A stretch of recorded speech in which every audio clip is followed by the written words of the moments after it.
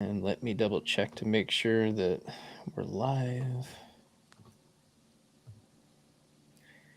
Sometimes it doesn't go where I want it to. Live from my nature background Yeah. and your beautifully built office that has crisp clarity. That's going to end up coming down in the near future, No, probably. why? Yeah. Well, I'm thinking of moving. Well, okay, fine, but you could recreate that. I will. I mean, it'll Yeah. come with me, but You'll just sort of break it down and recreate it somewhere else. maybe we'll see where I end up. If I end up in a place like Montana, Oh, I'm coming. I might be able to create something different. That's on But my bucket list. I'm going to come there to go fly fishing. it's so funny. I've been looking at houses out there and just seeing what I can get, see what's available in Yeah. Idaho and Montana, Wyoming. And when you hop on these different realtor websites, there's really just not that much available at a relatively decent price point. And it's like, it becomes really frustrating because you're like, man, am I going to be stuck in Illinois forever? I mean, no, I mean, I feel like in general, there's a lack of realty available in general, like all over for Yeah. some reason. Well, even looking at rentals. So I was looking at rentals out there to say, okay, what if I take 6 months, right? And Hmm. just go to Montana, even just see if it's something that I want to live in for an extended period of time. Um, haven't been able to find a decent enough rental. It's all extremely high end, which is expected. Yeah. Because you're looking in Bozeman and Billings, and Oh, Bozeman is gorgeous. yeah, I know. I could totally see you in Bozeman. So can I. I can totally see you in And I'm pretty Bozeman. sure my German Shepherd would love it too. Totally. What if you did a little bit of like Airbnbs and then worked with a realtor over there to just like discover? Because once you go there, there's more available than what you're seeing online. Just because Oh, for sure. I know a lot of people that live there, a lot of clients and people that go to school there, and there's more available properties when you go in person. So I'd get like an Airbnb and just really like have an opportunity to explore with a realtor. And then We'll and see. then you set up the station over there, and then I'll come over there and we'll do a in-person podcast, Yeah, and I can fly fish, and and I can cross off that off my bucket list, there you go. you That's know. so funny. Yeah, you just look at the backdrop of something like that, and It's stunning. you look at the type of videos that I create, and how great would it be to do the take a walk with me videos, and the backdrop is just totally majestic. It's amazing. It's beautiful. I think Not that it's Illinois hasn't been great. We get no. really good sunsets where I'm at, Hmm. because there's not a lot down here. But you the know, but there's so I'm a big mountain yeah, girl. There is something about mountain energy that is like very calming to the nervous system. And I think it's the oxygen. I don't know where that word came from. Oxygen and the altitude is, I think it's oxygen essentially that creates a more regulated nervous system in nature. And I find that every time I go somewhere that's mountainous, I sleep like a baby. And I'm like, there has to be a correlation between this. And I started, looking it up, and it's altitude and it's oxygen that's produced from the mountains. And obviously you're in awe of Mother Nature, right? You're looking at what Mother Nature created and how perfectly Mother Nature. and it's not just that. So how often, and I want everybody who's listening right now, we'll do our introductions here in a minute, but how often do you actually lift up your head in your daily life?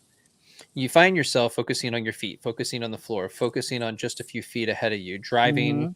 driving maybe one car ahead of you, but you're not actually looking out at that horizon line. And so when you do that, you're Yes. allowing that horizon line to kind of meet you where you are. And all of a sudden, you see this panoramic view of something that you really haven't been paying attention to, but has been there this entire time. And it does have this massive calming effect on you, on your body, on the Yeah. situation that you're in right now. You take that deep breath in and you let it go, and all of a sudden it's like same thing with being on the beach, right? You Yeah. walk out onto the sand, walk into the water, and you feel Mhm. that cold water come right over the top of your feet, and you're just like, yes. You are talking polyvagal, and it's basically, So before we get into that, yeah. welcome to the Blueprint Podcast Live. Tell us who you are and who you help.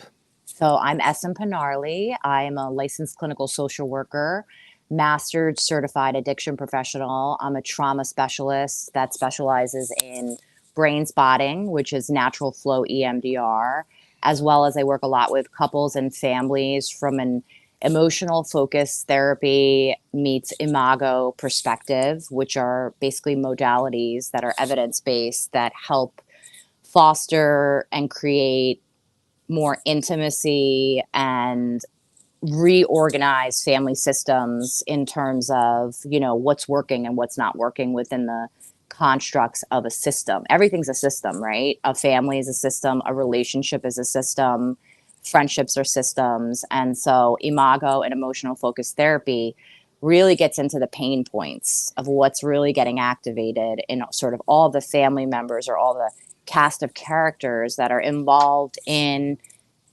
these. Sometimes, people call it dysfunctional. I just think that the family system is not operating at the best efficiency. That's all. And that there are ways to teach people how to operate that system in a more effective, uh, organizational, dialogical way. So that's a little bit about what I do. And I have pretty much a holistic psychotherapist. I have a company that I opened up, Eternal Wellness Counseling. I'm in Florida, but I also have a coaching company, which is Eternal Wellness Coaching, so that I could reach a larger audience and be able to offer those modalities and help people, you know, illuminate the path to their own healing and walk alongside them. And along with all of that, I'm also proud to call you a friend. And you and I talk often, and it's really great to see just how dedicated you are to your craft, to putting in the effort, to learning new and different things. Even most recently, you put yourself through a polyvagal theory training. Mm-hmm. And I was hoping that you could dive into a little bit about that and explain to us what that is and what the implications are for us. Absolutely. And I'm also honored to call you a friend. And I think both of us, we talked early on about, and this was just such an organic friendship that developed between the two of us. And I value it immensely. And there's, it just kind of happened organically. And that's the beauty of it. And I really appreciate you saying that, you notice my dedication because I feel that I'm always going to be a student and I always want to learn Yeah. because the more I know, sometimes I'm like, the more there is to know. And I feel like sometimes people are so different, right? We all have different stories. We all have different pain points. We all have different things that activate us. And I think the important point with that is the more I'm trained, the more I learn. And I'm a nerd. I love learning. The more tools and the more I have to offer a diverse population of people that share different struggles. And so this polyvagal, that training that I did, I've been a really huge fan. Stephen Porges is sort of the founder of polyvagal theory, and Deb Dana, who is the author of Anchored, which is a book I recommend for everybody to read. It's absolutely wonderful. It's about befriending your nervous system.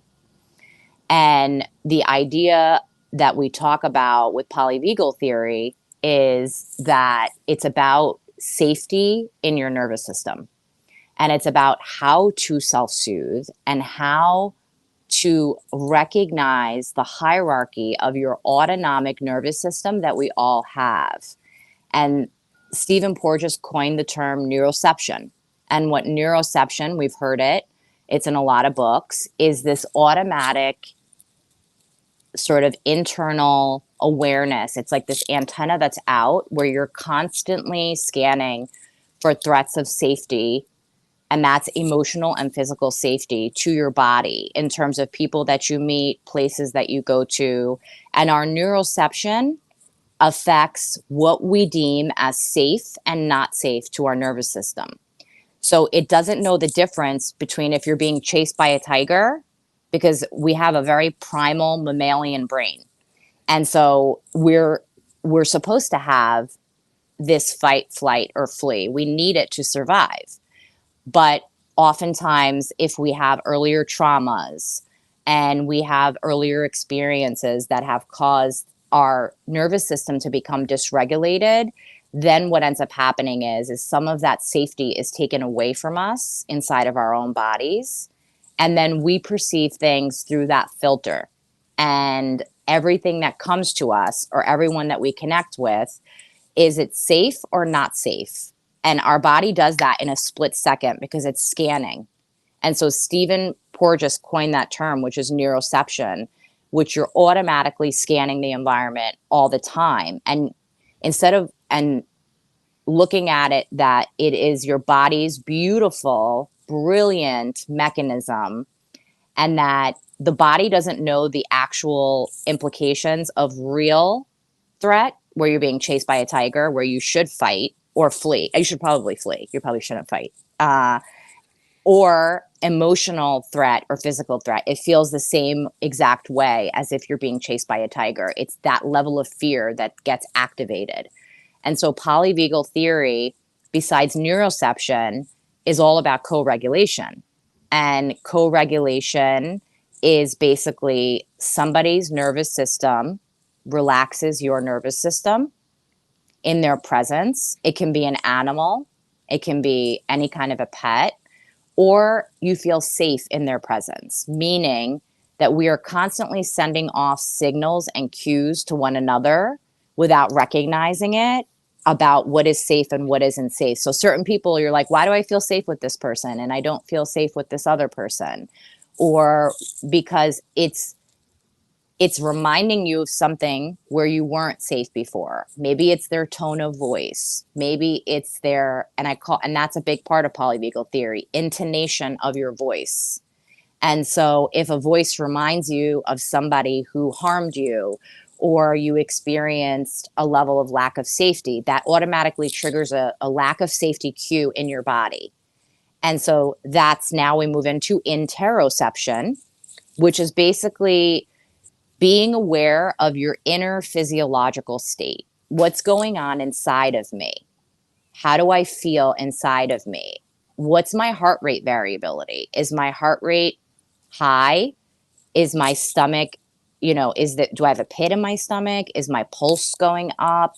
That's basically becoming aware of your internal world. And so one of the great things in this last training that I took in polyvagal theory was they talked about Descartes. And Descartes is the one who says, I think, therefore I am. And if Descartes was polyvagal informed, it would be, I feel, therefore I am. And so it's shifting this concept around, instead of thinking our way out of discomfort, activation, we feel our way out of it.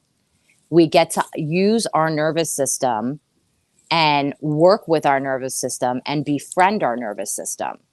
And a lot of times that's difficult for people because they go, I want to be out of my body. I don't want to feel what's going on inside of my body. But that's the portal, because if you could introduce calming ventral neural exercises into your body, and that's what, we were originally talking about when you first began, stopping and smelling the roses, basically taking in the visual stimuli of Mother Nature, of the mountains, taking a walk in nature. All of that is co-regulating your nervous system.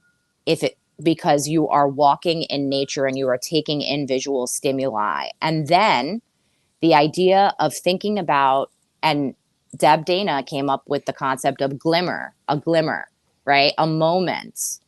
So a moment, a glimmer, or some kind of experience that you have had where you felt safe, where you felt connected, where you felt anchored with a person, where you felt seen and heard and validated. It only needs to be a moment, a glimmer, or an actual experience. And remembering what that feels like, and what did that feel like in my body to feel seen and heard and validated and connected.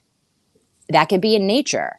In the moment that I saw that panoramic view of that mountain, and I really took in the visual stimuli, I felt in awe. I felt expansive. I felt calm. I felt soothed. And then bringing that in as often as you can, these moments, these experiences. It can be with a person, nature, an animal. You can also, humming. And, a lot of times in yoga, I don't know if you're a yogi, I'm a yogi. And in yoga, one of the big things is Om. Yeah, And the that's power of Om. the power of Om. It's because it's vibrating in your throat. And so when you breathe, you're inhaling and you're vibrating a vocal exhale, and it's vibrating in your throat, and it's basically activating your vagus nerve. And your vagus nerve is what's responsible for keeping you calm. It's what creates a regulated nervous system. And so the vocal exhalation and the vibration in your throat is basically penetrating through your vagus nerve that connects your gut to your brain. And as we know, our second brain is our gut. 90 to 95% of our serotonin is made in our gut. That's why there's so much focus on gut health. And it's important because it's our second brain. And so we're toning the vagus nerve, which is creating more calm. And we're able to oscillate and sort of move into different autonomic states inside of our body. And that's how powerful that we are. If I bring in this experience inside of my body, even though I'm activated, even though my neuroception detected a lack of safety, if I bring in that experience, I can oscillate my nervous system back into a little more ventral. I'm introducing more ventral into my nervous system. And that's automatically shifting me into that.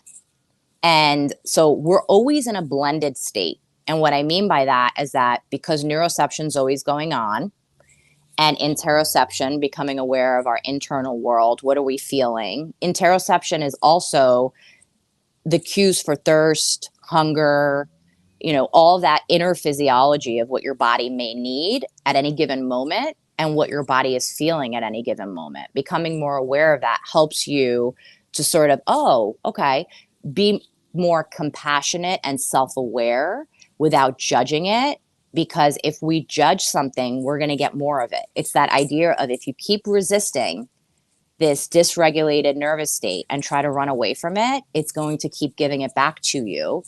So instead of, when you pause and there's that space between the external stimulus and your reaction, you have this moment where you can behave differently, or you can introduce calm into your nervous system. And that's that experience. Or even, let's say you and I connect right now on this podcast, and we have this moment where we connect and I'm hearing you and you're hearing me. We can internalize that feeling inside of our body, and that automatically gives us the ability to introduce moments of connection, glimmers of connection, whether that's with a person, a pet, nature. What did it feel like to be in that moment, to experience that? And you know what it felt like. So you have, and it's then your job, or it's helpful for you to be able to bring that in. And that helps you to be able to sort of oscillate through these different nervous system states. And when I say blended, I mean, we're always going from sympathetic to parasympathetic. And so I'll break that down really quickly. I'm about to ask a question and you're just Yeah. you're hitting the points like right on. I love when you say that we're in that blended space, because I think we have this misperception or misconception that, I'm always supposed to be in this parasympathetic state, right? Mm-mm. And you have moments of being in your parasympathetic, Yes. right? That rest and relaxation. But you're not always going to live there. You're not going to stay there. And so that really shouldn't be a goal. The goal is to be able to navigate the sympathetic right? When we're in that heightened state of arousal, and to Yes. use these tools that we give to ourselves, right? It's a Hmm. gift that we're giving to ourselves that allows us to then move into that parasympathetic state on things that used to highly activate us, right? And Yeah. and then we're building resilience in that in between state.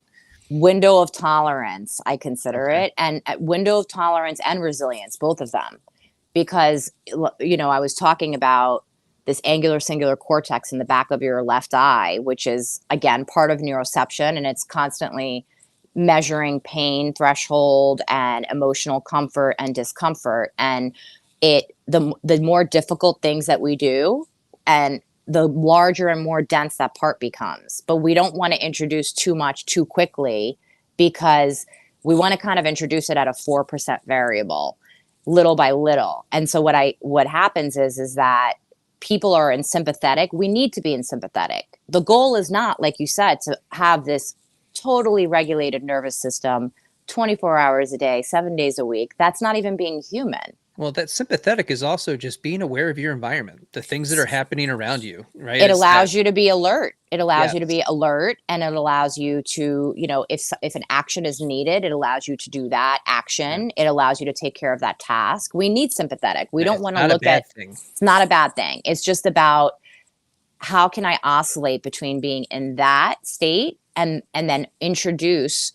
And when we introduce more ventral, which is the stuff that I just discussed, then we exercise the vagal brake, which means it pauses this physiological, visceral reaction to this perceived threat of lack of safety. And that is signaling to your nervous system that this is a threat to me emotionally or physically. Somehow your body detected that, whatever the situation is, in the context of a relationship, when you don't get a text back, when somebody is avoiding you, it feels like a threat to your emotional safety. And in that moment, we always talk about self-soothing. This is how you self-soothe. You actually introduce in that moment. It feels difficult at first, but the more you do it, the more it becomes, it's habituation. The more I do something, the more I do difficult things, the larger my window of tolerance becomes to do difficult things. But I don't go and operate on this really high level. And I look at it like this iceberg. You don't just thaw it, you start to chip away at it. So, in order to build your resilience and your window of tolerance to be able to tolerate more uncomfortable things slowly over time, is by introducing it little by little at a 4% variable, is what I find the most effective.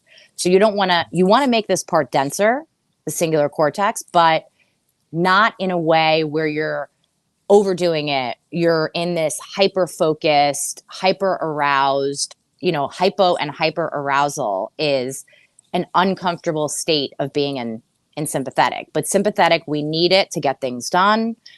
It can be very value driven, very goal oriented. And, I was talking about it with you earlier. It's this idea of being on this bicycle. I use it as a bicycle metaphor.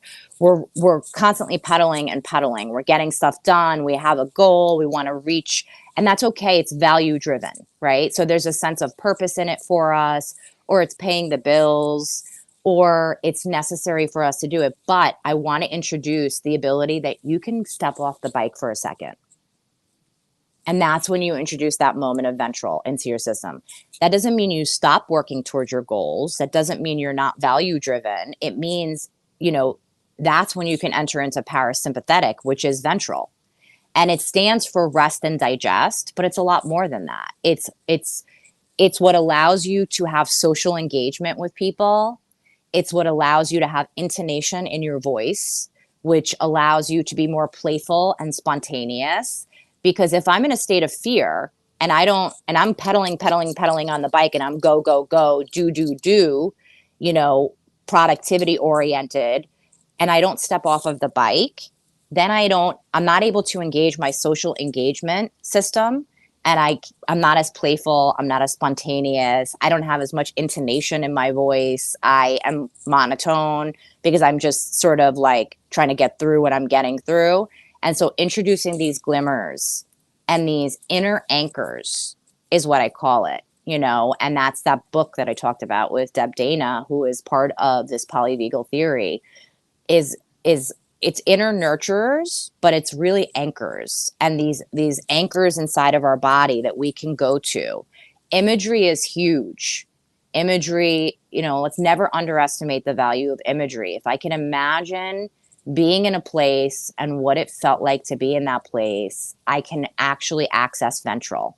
And if I can introduce a moment of ventral while I'm on the bike, because I got off of the bike, when I get back on the bike, I'm going to be more efficient. This creates more longevity and sustainability for whatever your goal is. I want to meet a partner. I want, and we're on that bike, like I got to meet somebody, I'm dating. I want to become better at my craft, and we're on that bike and we're, whatever it is. I want to make more money. You can have goals. You can be value driven. But if you don't get off of the bike and you're constantly pedaling, your body is going to shut down and go into dorsal. And that's that blended state. Dorsal is good and bad. The dorsal shutdown state that you enter when you live in that sympathetic go, go, go, do, do, do state is a complete shutdown where you no longer want connection. You're too burned out. You don't feel that you have a desire to interact. Your body is literally shutting itself down because it's been overstimulated. Because when you stay in sympathetic too long, your body starts producing rapid rates of cortisol and adrenaline. And then your body starts to become, there's literally a warning bell that goes on in your body. It goes, danger, danger, danger. And it literally depresses your organs to basically deactivate the influx of those hormones, because if you stay in that state, you can get sick. And that's why a lot of times the mind and body connection is huge. It's because you can actually get sick from being in sympathetic too long. It can manifest as a physical illness. And that's why a lot of people get ulcers, and, it exacerbates chronic pain, and they have ulceritis, colitis, all these things. Every time I work with somebody and I find out they have a physical ailment, I ask them, what was going on prior to you being diagnosed with that? And There's almost always some always, sort of gut issue. there's always either a gut issue, a stressor, an external stressor that they stayed in too long. Basically, they were on the bike too long and they didn't step off. So interludes of Yeah, but if I stepping off step of, off, then everything falls apart. that's the fear, right? And Yeah. what about this? What about this concept? What if it doesn't fall apart? What if you introduce to your nervous system that it will still all stay together if I step off of the But then bike? who else is going to do it? But because you're going to get back on the bike. You're not getting off of the bike. You're just stepping off of the bike to introduce more calm into your nervous system, because you're going to ride faster and longer on that bike with a more regulated nervous system. You're going to last longer. You're going to be more productive. And so there's this sense of urgency. And also, if you're so used to being on the bike, it feels really uncomfortable to step off of the bike, because it feels like I'm not going to be able to get back on. I'm going to lose momentum. Well, it's fear in two directions. And that's really difficult to navigate. The fear that, if I stop what I'm doing, right, then I'm never going to get back what's happening. And then when I do stop, that fear of I'm never going to get started again. Right. And I call that bidirectional fear, right? So it's kind of like this, I have this thought in my head. It's just a thought. We have about 60,000 thoughts a day, and there's all these different studies on it. Yeah. Some of them we remember, some of them we don't. And about 60 to 70% of those 60,000 thoughts are repetitive. And a lot of them are negative. This is just being human. That's what we mean when we tell people that you're living in the past, because you're literally waking up each day and you're starting with where you were yesterday, the day before, the week before. It's the same train of thought. Yes. So we need to do pattern interruption, right? Yeah. We need to, and this is what this is. This is pattern interruption. This is, I'm going to have all of these automatic negative thoughts. I call them ants, and if I feed these ants, they're going to grow a colony.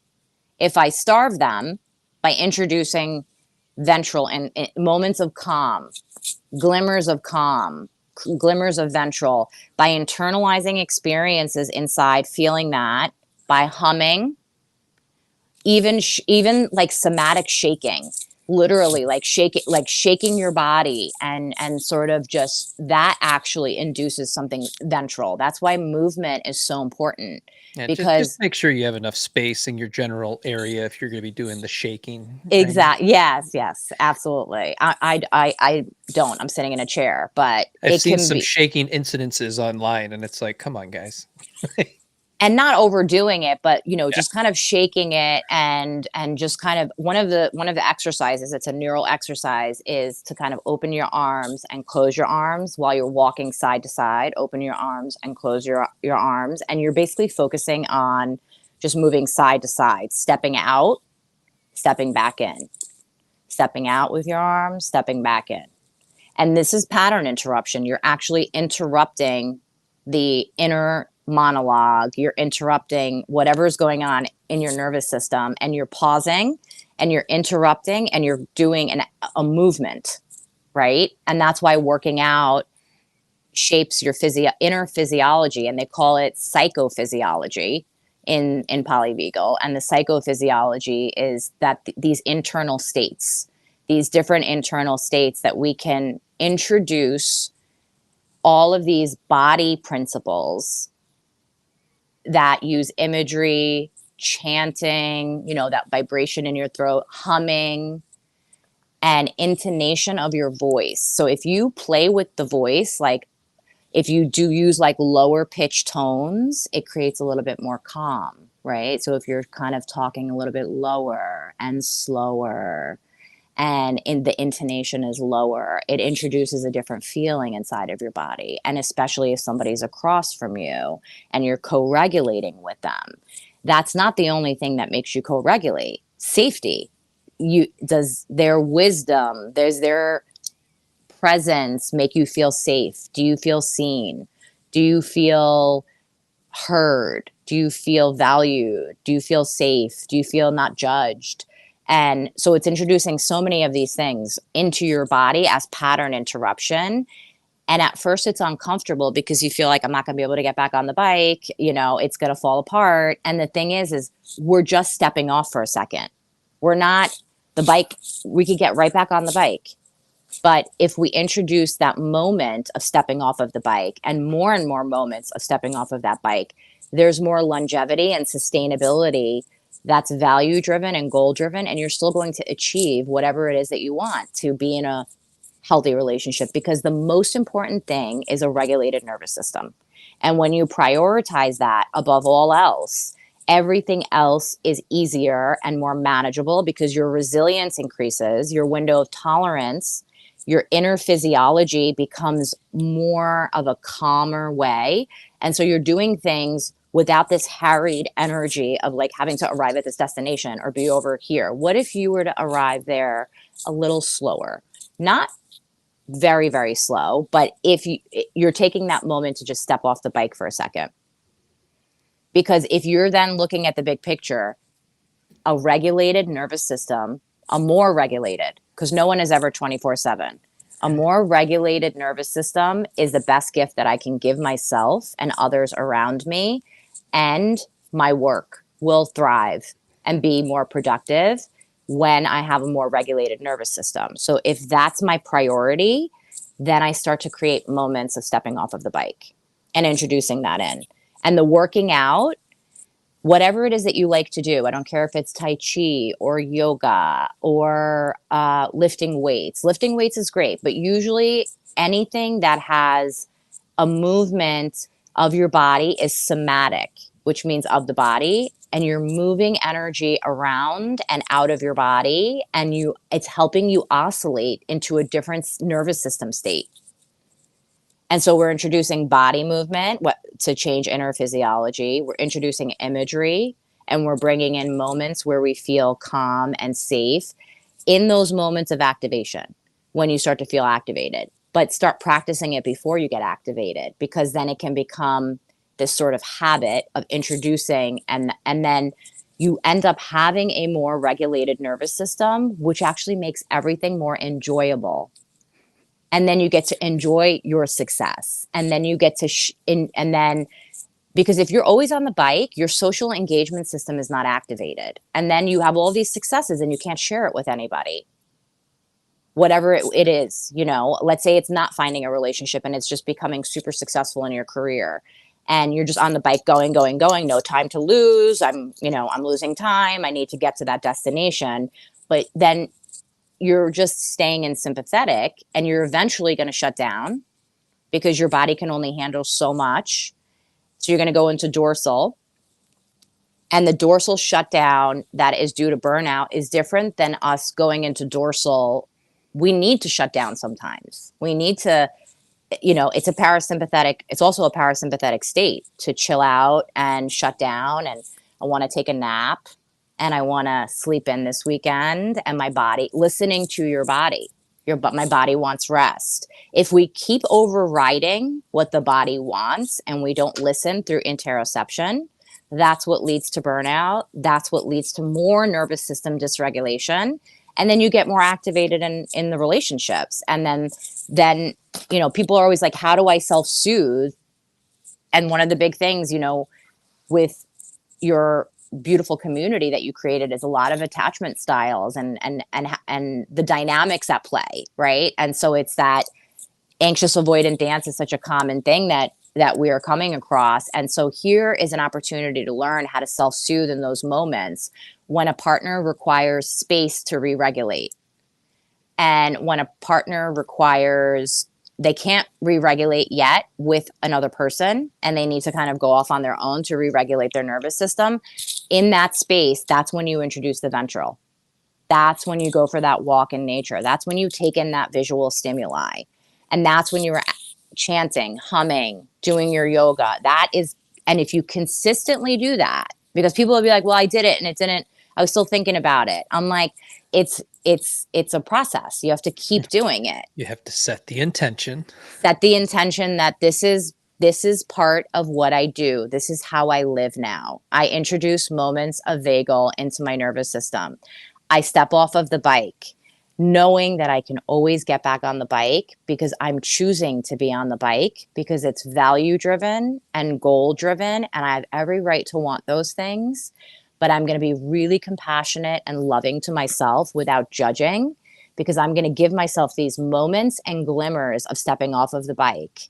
And if I do that, I'm setting up a more regulated nervous system. I'm setting up long-term sustainability. So it's like eye on the prize, right? We're not looking for, this short term, because then we're going to consistently be working with a irregulated inner physiology that is consistently more in sympathetic than in parasympathetic. And we want to be able to introduce ventral, which is parasympathetic, rest and digest. Social engagement is part of that.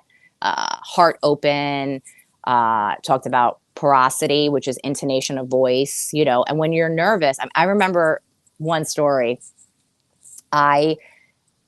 This was years ago, and I wasn't really comfortable with this particular task I was given. And it was that I was asked to get notarized and marry my two best friends. They said that I had helped them with their relationship and that they feel like they wouldn't have gotten married if it wasn't for me. I was like, that's not me. Like I was just a supportive, maybe I illuminated the path for you, but so they asked me and it was the biggest honor ever. But now I'm going to public speak in front of an intimate, small group of people that I know.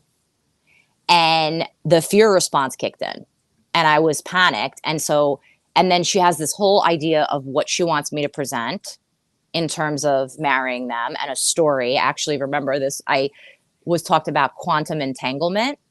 And one of the things about that was that her vision was that she talked about the Big Bang Theory and talked about the idea that her soul recognized his soul the minute she saw him because they were part of the same star during that Big Bang Theory. And it was the stardust and they were part of that same star. That's why her soul recognized his soul when she saw him.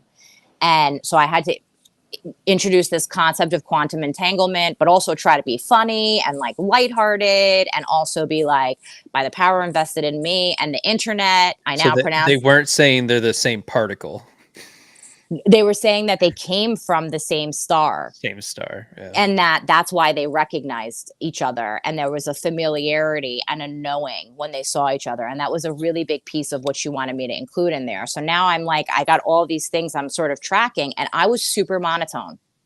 Like, I was monotone because I was totally activated in my fear response, because it was a close community of people that knew me really, really well, and I'm stepping into this different role. Meanwhile, I had run groups for years, you know, with, clients, and worked in substance abuse and ran a treatment center and all that. And I could do that effortlessly. But you put me there, and literally the speech came out very monotone, and I sounded like this, and quantum entanglement is that, and I'm like, my social engagement system wasn't activated at that time. I didn't know half of what I know, right? Knowledge is so great. And so now I feel like if I was to do that now, I feel like I would execute it differently, because I've worked on my nervous system. Not that, again, nobody's nervous system is, you're human. You're going to get dysregulated. You're going to feel activated. You are going to not feel safe with certain people or situations. But we get to introduce, you're so powerful, right? You're so powerful that you can make yourself so scared, and take a thought and really like go with that thought and spin and go down this spiral, right? And you're just as powerful to be able to introduce moments and glimmers and experiences that you've had where you felt safe, where you felt connected, where you felt at ease, where you felt more neutral. And introducing that into your nervous system creates shifts in your inner physiology, and you're working towards a more regulated nervous system. And it's the best gift you can give yourself, your partner, your family members. Me as a therapist, it's the best gift that I can give to a client that I'm working with, right? To give them these neural, and co-regulate with them, right? Be with them, connect and attune with them, and track them, right? I have to track not only what's going on in my own, as a therapist, I have to be aware of what's going on in my own nervous system, and then co-regulate in order for me to then track them and be connected and attuned with them, so that I can help them to create safety. And what's amazing about all that is the body doesn't know whether it's happening then or happening now. Nope. And that's the power that the mind has, especially in any given moment, that you can run yourself through this myriad of emotions and your thought process and the anxiety, the fear, the frustration, the irritation, the sadness, the loneliness, whatever you're going through, whatever you want to call it. Mm-hmm. And you literally build that up within yourself, and you will get yourself so hyped up and anxious, and none of it is actually happening in the moment. No. And then imagine getting to a task after you've experienced that internal experience based on something else. Imagine how exhausted you are Yeah. to get to a task, to engage in that task. People are like, why do I procrastinate? Or why do I, because you become so exhausted by the time you get to the task, because of the worry and the fear and the thinking about it beforehand, that by the time you get there, your body feels like it's already done it and experienced it. And so it's about pattern interruption. It's all about pattern interruption. I have to start to introduce these new ways of feeling into my body. I need to learn to get off of the bike moments. It doesn't mean you're getting off of the bike. You're stepping off of the bike in order to get back on it more efficiently. And your past bleeds into your future, because it's called repetition compulsion. And the idea that we are constantly subconsciously trying to heal what has happened in the past. And romantic relationships are basically unfinished cycles. And it's an attempt to finish your childhood and resolve subconscious wounds that you never got. And it's this sort of vacillation into this repetition compulsion. Okay, now with this person, maybe I can finally get them to meet this need that never was met when I was a child. And then you keep repeating that cycle all the time. And you're basically casting people into this play of your life. You're casting them as characters into your play to basically play this script out to subconsciously heal a wound through repetition compulsion. And these people are not consensual. They don't know that they're being cast in this role. And sometimes we don't know we're doing it because it's so subconscious. But it's Mhm. really what didn't I get when I was a child that I so desperately craved? What need was unmet when I was a child or in my early adolescent years where I didn't get? And then we keep picking the same similar partners because it feels familiar to our nervous system. We are always going to end up going towards something, even if it's unhealthy, unless we do pattern interruption to Right. change the inner physiology. And then the familiar no longer feels safe because it's, What it also feels like for that person that's experiencing that is you end up with all these loose ends in your past, and you carry that with you from relationship to relationship to relationship, and you think that one relationship was probably better than the other one because you're carrying this loose end, like unfinished business with this particular person. But now you've got five people that you dated, you have five loose ends, yeah. and now you're trying to have a connection with this new person, and this new person Hmm. might be different. They might be providing you with a different experience. They might have a more secure attachment style. They might be more calming in the way that Yes. they show up, and Yes. you're going to recreate that in that experience with that person. And like you said, they're an unwilling participant in that. They don't know what's happening because they are working from a more secure base. Yes. And this is where we hear a lot of times we'll have the anxious attacher that says, well, that person has to be avoidant. And it's like, well, this becomes a bit of the self-fulfilling prophecy where you had all these loose ends and you're bringing it in and projecting it onto the relationship. And now this secure person's like, whoa, I didn't ask for this. I don't know what this is. I've never experienced this before. And it sets the alarm bells off for them, and they begin to step away, and they will ultimately reject that. Not Yeah. always, but No, no, they but do. I think it's, we always owe a debt to our body because Yeah. your body holds on to all of the Well, it's the body experiences. keeps the score, The body right? keeps the score. And Yeah. so we all have a debt to our body. So it's like at some point we're going to have to repay that debt. And the debt is the accumulation of experiences that have left an impact. And as we know, trauma is not what happened to you or what you witnessed, it's your interpretation of what happened. And it's your interpretation at that time and the impact that it left on you. So, two similar people can go through the same exact trauma. And I see this a lot. Two siblings that are very close in age grow up in the same family, and one is like not affected by a particular dynamic or an event that has happened in the family system. Let's say it was a divorce, or let's say the father was abusive or an alcoholic, whatever it may be. And these two siblings have had different experiences because it's how they interpreted what they witnessed that impacts their inner physiology and leaves an imprint.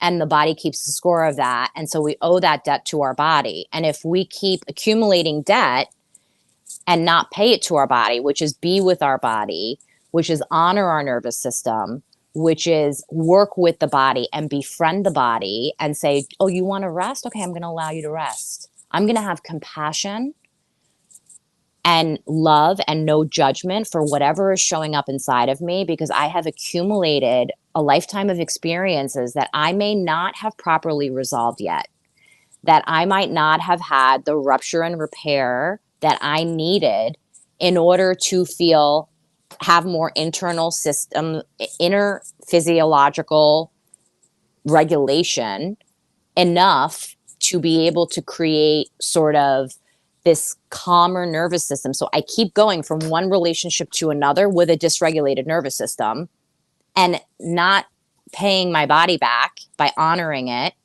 by feeling it, right? You have to feel it to heal it. And then the repetition compulsion is what I'm really trying to do subconsciously is to heal a wound that occurred and to resolve a need that never got met, and I'm casting these different people into these roles. And you're right, I'm bringing in my past experiences. So I'm never really resolving what happened because there's a repetition compulsion that's going on that's trying to make me it'll finally be with this person. This person will be the final role, and they will actually help me to heal that unresolved wound inside of me, that unmet need. They will make me feel seen. The problem And is we put all that pressure on that person, and we don't know. The anxious attacher will say it's, that's the person that's doing this in the moment. They don't know that that's what's happening in the relationship, or no, a that lot, they're no, giving that to the other person, and this other person just doesn't know what to to do with do all of with that. it. Yeah. And the thing is basically, the anxious attachers work to do is to understand what is it like to have healthy intimacy, because their subconscious fear is actually healthy intimacy. And there's this illusion that I can relate with being a former anxious attacher, that I give so much, and I'm giving and I'm loving, and they're just not receiving that. And what else do I need to do? But the thing is that if you're comfortable with the chasing on some level, as uncomfortable as it is, and if you're in the dance and you keep participating in the dance without setting a boundary, or without saying, what you're okay with, what you're not okay with, allowing for the space of that partner to Well, have it. that's what's interesting, is they'll recognize, I don't like this behavior. This doesn't make me feel good. In the long term, I don't feel loved. I don't feel seen, heard, loved, understood, and respected in this moment from this person. But then it's like a switch goes off. I must have to try harder. Because it's a subconscious repetition compulsion, because it's like, if I win this person's love, approval, if I finally get them to do what my dad never did, or what my mom never did, and then that comes into shadow work, that comes into recreating, let's say my father was dismissive and neglectful, and there was a lot of inconsistent lack of connection and attunement between me and my dad. And what I really wanted was consistency and to be seen. And so I'm trying to get that need met now by clinging or trying to be seen by a partner. And they're just like, they don't know what to do with all of that, right?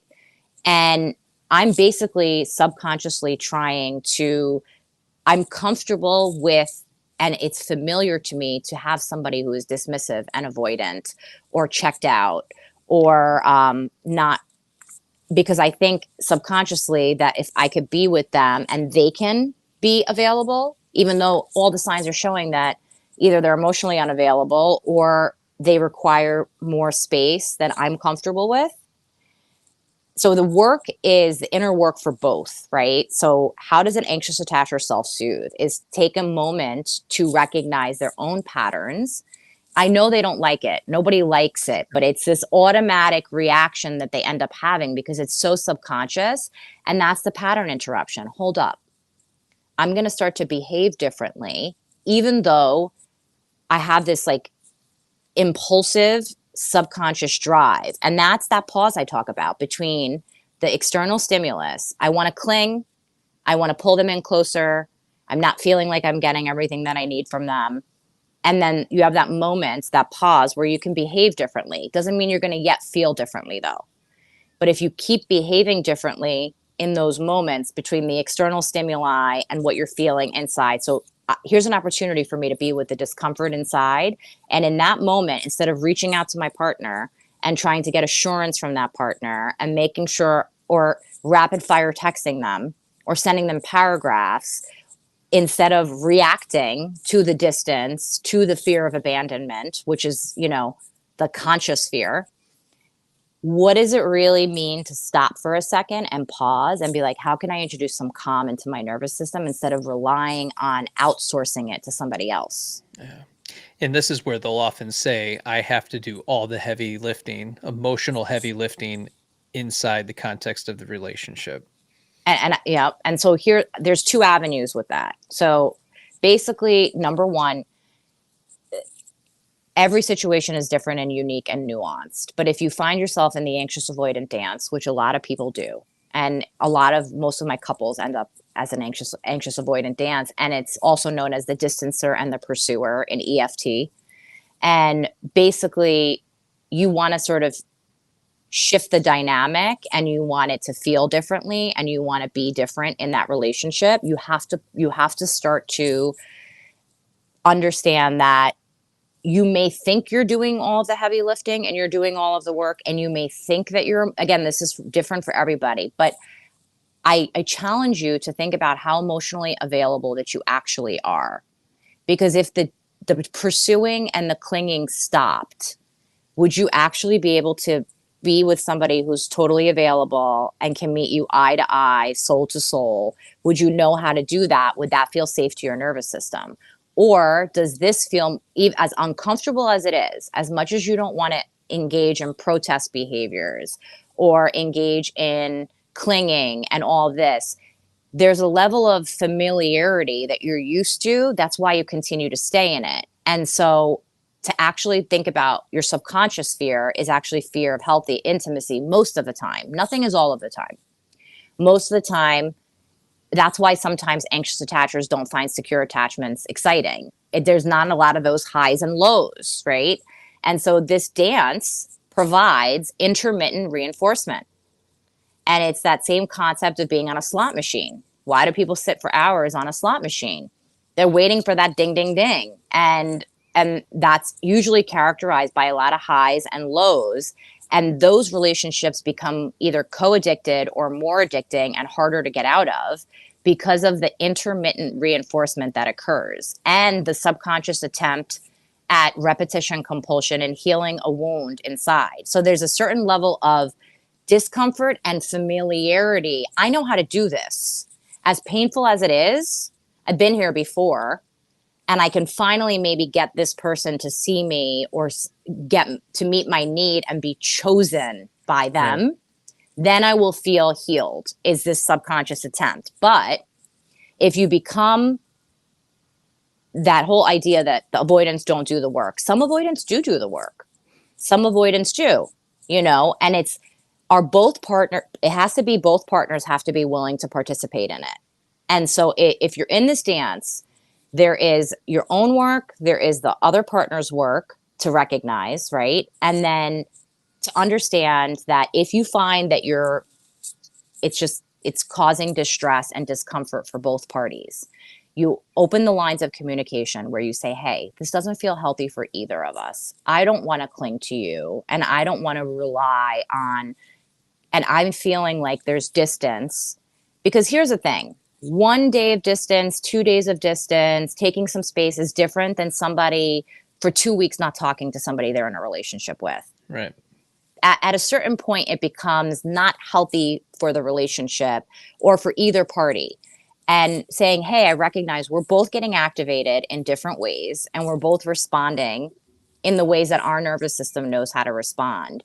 And I feel that the care that I'm extending to you and the love that I'm extending to you, I don't know if it's being held. I'm doing my own work, right? But I would like to be in a more safe place because you deserve that and I deserve that. And the safe place that I think we can work this out would be in couples therapy. Or you're doing your own individual work and I'm doing my own individual work. But there needs to be more open lines of communication in order to facilitate that. And you can do that when you are in a relationship. And you can do that separately and in a relationship. But there has to be two willing participants. What's so interesting is I'll make these posts for the avoidant. And of course, the anxious attacher is always commenting, hey, how come you don't make any posts about the avoidant? I'm like, well, if you do, there's tons of those. You got to go search through my reels and actually listen to the videos. I know some of them are long. I get it. I hear you. But, and then I always tell them, well, there's podcast episodes and we dive into this as well. You and I have done a couple now. Yeah. But I made a post. It was a carousel this time about 8 successful ways to connect with your avoidant. And there was such rejection from that because, well, it goes back to, well, I have to do all the heavy lifting. That Right. sounds like I have to walk on eggshells in that relationship. And it's like, no, what it is recognizing that the other person that you're dealing with, right, also has needs. they do, and you're two ends of the same stick, the anxious and the avoidant. And the avoidant might not have the same emotional capacity that you do for intimacy and closeness, but because you Yes. haven't experienced anything different, you naturally assume that other people feel exactly the way that you do, and they think that you the way that you do, and that you expect to receive love in the same way that you give love. And so it becomes very complicated and nuanced. But when you start diving into this and you understand more about the avoidant, then you'll be able to step back and not demonize them as much as they do. It's Yes. just really unfair to the avoidant, and we got to show them a little bit of love, because guess what? No, the They're avoidance. not narcissists. No, That's a they're common not. phrase that gets made as well. No, So, there are listen, certain people exhibit narcissistic qualities. And as yes. we know, it's not always the avoidance. There's even anxious people exhibit Yeah. narcissistic qualities. And not everybody has NPD. It's about 0.6 to 6% of the population that has narcissistic personality disorder. But people can have narcissistic traits, and anxious attachers can have them, fearful avoidant attachers can have them, avoidance, even secure attachers can have some narcissistic traits. So it's not about demonizing an avoidant, it's about understanding that the anxious attacher has to take into consideration not just what they need, what does the partner that I am with also need, even though it's different than what I might need. And it may feel like it's common sense for them to give that. What's common sense to one person is not common knowledge or sense to the other person, because we're two different people, and that's individuation. And so you have two different people that are coming in with their own inner biology, their own embedded trauma, their own fear stories, core beliefs, collective experiences, and you're trying to join in an interpersonal relationship. And if you stop for a second and be like, this needs to have reciprocity. There needs to be, it can't just be everything that I need. I need you to respond to me at a certain time. I'm only okay with this amount of distance, blah, blah, blah. What do they need to feel safe? Because all of this comes down to safety. And that's what polyvagal talks about, is safety. Everybody is seeking safety. Avoidants want love. And a lot of the anxious attachers are like, why do they even bother getting in a relationship? Like, they want love. They want connection. They want companionship. There's an automatic response inside of their body that they are not aware of that just clicks. It takes a second to click. Closeness is the trigger. So their work is to learn how to slowly titrate and tolerate closeness within a window, to increase their window of tolerance for closeness, because closeness often can be the trigger for them. And maybe the anxious attacher can take a pause, and it's different with every single person. Am I requiring too much closeness in order to feel safe? Am I requiring too much reassurance? It's not too much. It's And more. when we're talking about closeness, I want people to understand we're not talking about bedroom intimacy in this No, case. no. Um, Intimacy is communication, yeah. level of contact throughout the day, amount of text messages, amount of time spent. Intimacy is also hand holding.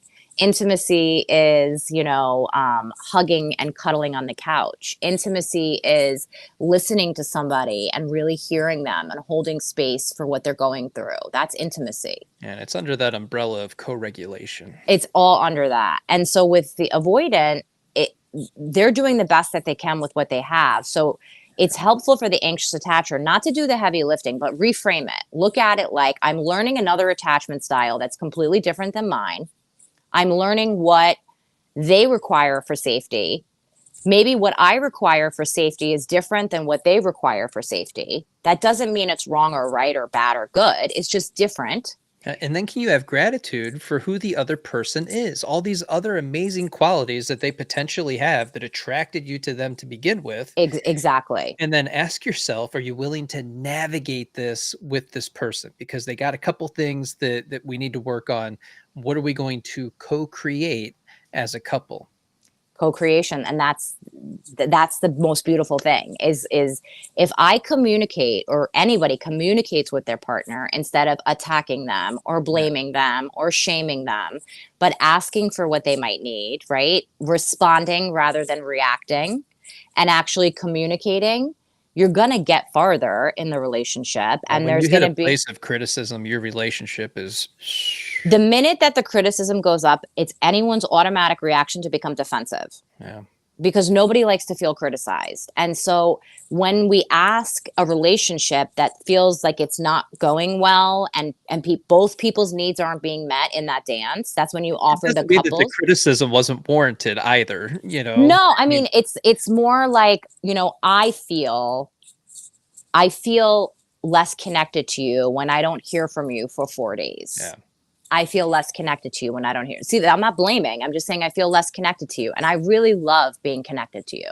Yeah, it's those I statements. I love being connected to you. Would you be willing to facilitate a date night, or would you be willing to, like a middle path, right? We're co-creating. So it's always in a relationship. It's never one person's way, or it's the middle path. And so with couples, when I do the co-regulating, I have each couple write, what does my ideal relationship vision look like with my partner? And then the other partner writes, what does my ideal relationship vision look like separately on your own?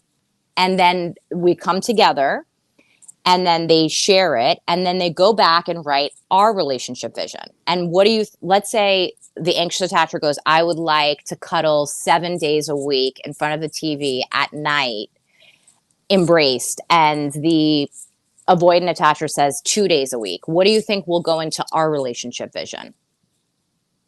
Somewhere in the middle of that. So maybe Yeah. you don't cuddle 7 nights a week in front of the TV, and you don't cuddle 2 nights a week, but you cuddle 4 times.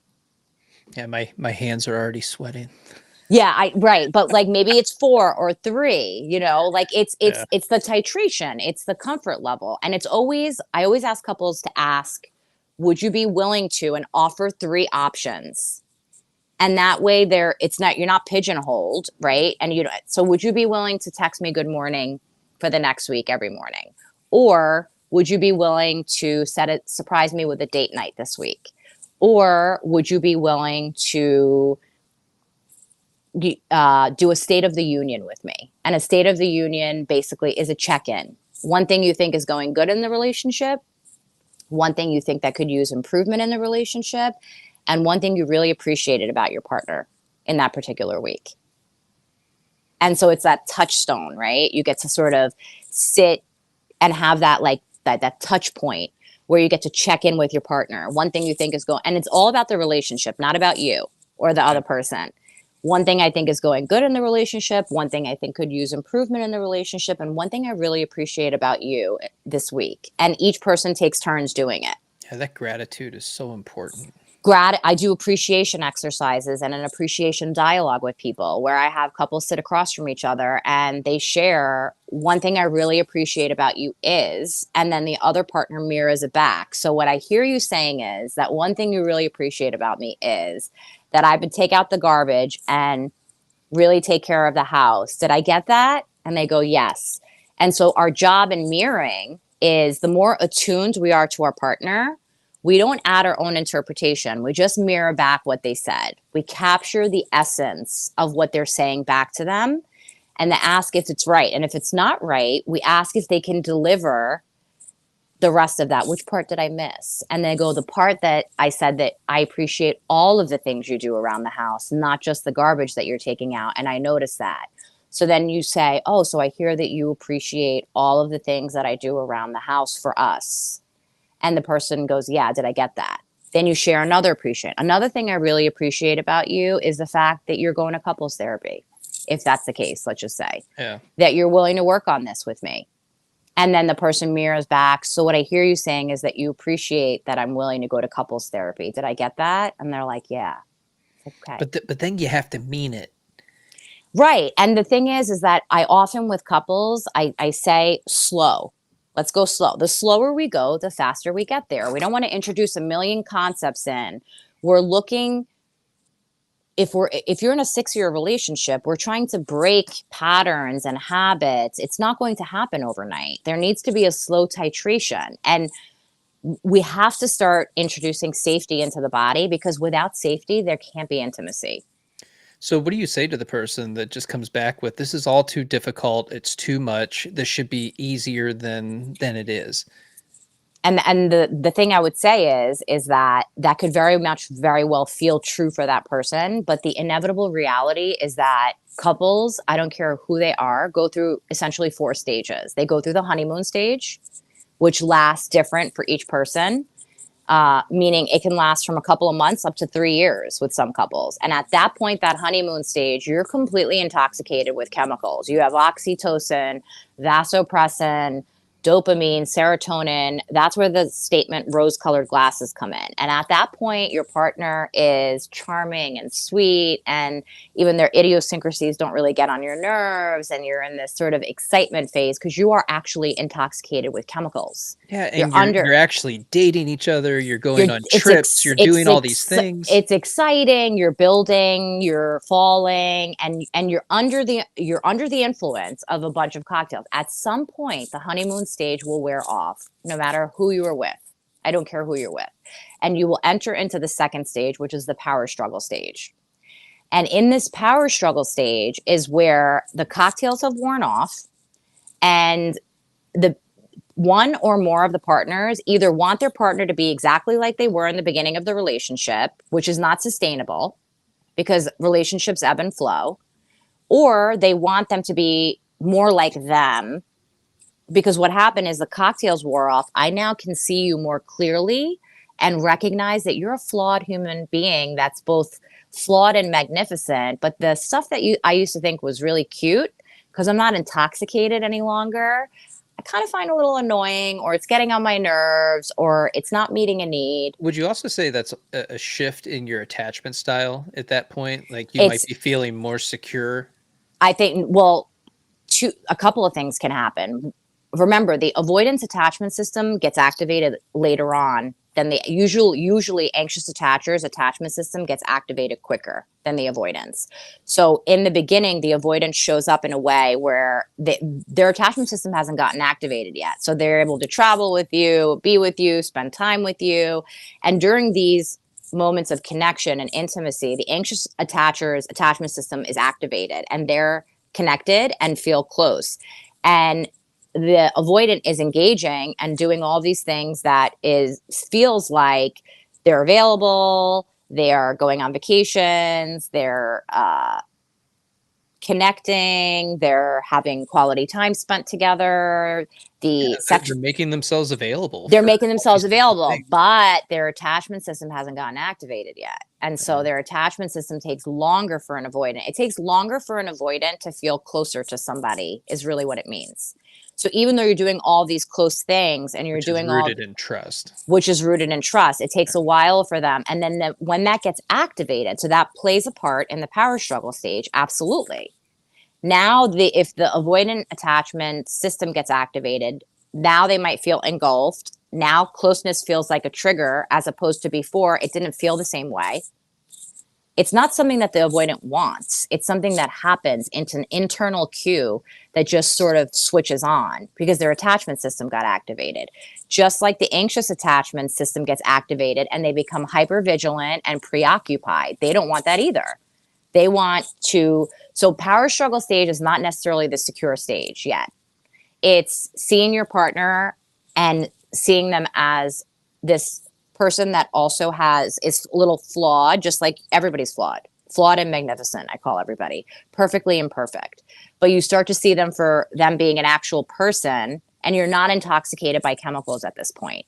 And so you see that clearly. And so that stage is really important because that's where a lot of ruptures happen. And so to have proper rupture and resolve and rupture and repair in those stages is what sets you up. And in order to work with the power struggle stage, you need to enter stage 3. Enter stage 3 is what you're talking about, the co-creation. It's about recommitting to the relationship to basically be intentional moving forward about co-creating an ideal relationship of your dreams, because the honeymoon stage is worn off and you're in the power struggle stage. So the people that I find that get able to intercept in that stage and become more intentional then move into the 4th stage, which is the secure love. Oh. Where you're more comfortable and, you're kind of like, if there's more safety in the relationship, it might not be the ups and downs and super exciting, and that's not sustainable anyways. And But from a it's coaching perspective, I always tell people, you got to use the language of a shared mission and vision. Where are you going? What are you doing? Why are you doing it? And what's your growth? What's the expected growth over the next 1 year, 3 years, 5 years, and and 10 years? that's what I say. I say, the slower we go, the faster we get there. But what is the vision? What is the shared mission and vision and co-creation of what you would like this to look like in 6 months, both individually and as a couple? I want my partner to support me in my business venture and feel like a team with them. I want to feel safe in this relationship. Okay, so that's what we work towards then. It's not going to snap our fingers and happen, but we have to have two willing participants that are understanding that they both play a part in this. And the anxious attached individual wants romance, wants connection, might get triggered by too much closeness. But if it's communicated properly and their space is honored and they don't feel like their autonomy is being infringed on, they're going to feel safer. So it's not really heavy lifting. It's like, maybe if I'm the anxious attacher, can use this as an opportunity to cultivate that he or she is not my world if I'm the anxious attacher. That I can have this as an asset, and I'm wired for connection, so I can depend on my partner relationally in an interdependent way. But maybe this is an opportunity not only for me to self-soothe, but for me to recognize, what else do I have going on in my life that gives me joy and peace and calm? Are there any repressed dreams that I have that I'm pushing to the back burner because I become preoccupied and all I want to do is be with my partner? Because if you are not doing things that bring you joy, if you don't have your own hobbies and interests, if you're not bringing in moments of ventral into your own system, and you're not self-soothing, and you don't have your own friends or whatever it is that gives you joy, singing, walking in the park, going for long car rides, your yoga, you're going to automatically project all of your happiness and try to get all of your needs met, because that's the one thing that feels good in your life. That's a sign that clearly there's not enough things that feel good in your life, that this feels so good that you're going to project everything onto this. And you're doing this all subconsciously because it's the thing that feels the best in your life. Maybe you're not happy in your job, and that is, making you unhappy. You don't have enough hobbies, or you're not doing enough things that bring you joy and cultivate safety. You don't have enough friends to have co-regulation with. Then you end up inadvertently projecting all of your dreams, desires, because that's the thing that's making you the happiest in your world.